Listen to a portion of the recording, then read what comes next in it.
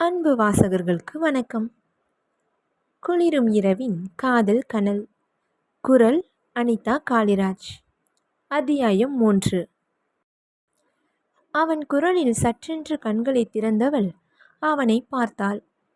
தனது கையை பற்றி இருந்த அவனின் இடது கையை இறுக பற்றி கொண்டாள். இருவரின் பார்வையும் ஒன்றை ஒன்று தழுவி நின்றது. கண்கள் நான்கும் எந்தவித தடையும் இன்றி தங்கள் வேலையை செய்து கொண்டிருந்தது. அவனை பார்த்தவாறே கண்ணயர்ந்தாள் பெண்ணவள். வேலை விஷயமாக எங்காவது சென்றிருக்கக்கூடும் என்று அவனது வீட்டில் அவனை எப்பொழுதும் தேடமாட்டார்கள். அதேபோல் இன்றும் சென்றிருப்பான் என்று நினைத்து கொண்டனர் அவனுடைய பெற்றோர்கள். அவள் அருகே அமர்ந்திருந்தவன் அமர்ந்த வாக்கிலேயே மெத்தையில் தலையை வைத்து தூங்கிவிட்டான். சிறிது நேரத்தில் அவள் உடல் குளிரில் நடுங்க ஆரம்பித்தது.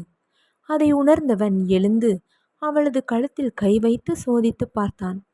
உடல் காய்ச்சலில் நெருப்பாக கொதித்து கொண்டிருந்தது. மருத்துவரின் ஆலோசனைப்படி அந்த மாத்திரையை அவளுக்கு கொடுத்தவன் தண்ணீரில் ஒரு கைக்குட்டையை நனைத்து அவள் நெற்றியில் ஒற்றி எடுத்தான்.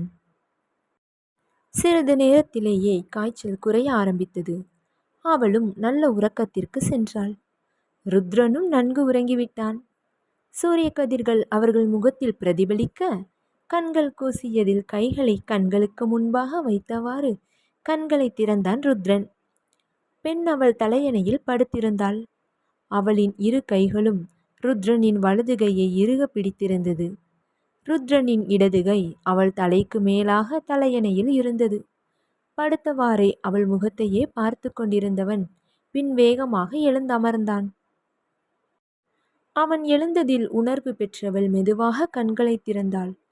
அம்மா, நான் இப்ப எங்கே இருக்கேன் என்று கேட்டவள் வேகமாக எழுந்தமர்ந்தாள். எழுந்து அமர்ந்தவள் கீழே குனிந்து தன் உடையை பார்க்க அவள் அணிந்திருந்த தாவணி பாவட சட்டை எந்தவித சேதமும் இல்லாமல் நன்றாக இருந்தது. அப்பாடி என்று நெஞ்சில் வலது கையை வைத்து பெருமூச்சு விட்டாள்.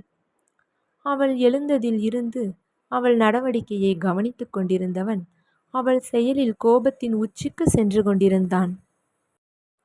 கஷ்டப்பட்டு காப்பாற்றி நாயா நைட்டு முழுவதும் முழிச்சிருந்து பார்த்துக்கிட்டா நம்மளை எந்த லெவலுக்கு நினச்சிருக்கா என்று மனதுக்குள் அவளை வறுத்து கொண்டிருந்தான். அவனை பார்த்தவள், ஆமா, நீங்கள் யாரு என்று கேட்டாள்.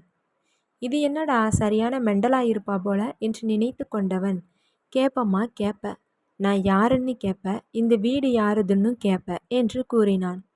இந்த ஆள் சரியான லூஸா இருப்பான் போல, நான் என்ன கேட்குறேன், இவன் என்ன சொல்கிறான் என்று நினைத்தவள், நான் எப்படி சார் இங்கே வந்தேன் என்று கேட்டாள். உனக்கு எதுவுமே நினைவில்லையா?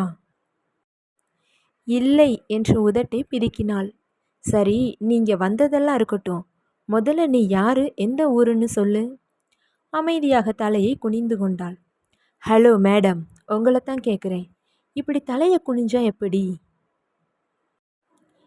நீ யாருன்னு சொன்னாதான் உன்னை உங்கள் வீட்டில் போய் விட முடியும். இப்படி அமைதியாக இருந்தால் எப்படி? உங்கள் அம்மா அப்பாலாம் உன்னை தேட போகிறாங்க என்று அவனை நிமிர்ந்து பார்த்தாள். அவள் கண்கள் இரண்டிலும் கண்ணீரின் தடம். கண்ணீர் விழவா வேண்டாமா என்று இருந்தது. ஏய், என்ன ஆச்சு? எதுக்கு அழுவுற? பதில் சொல்லு. பதில் சொல்றியா இல்லையா என்று ஒரு மாதிரியான குரலில் கேட்டான்.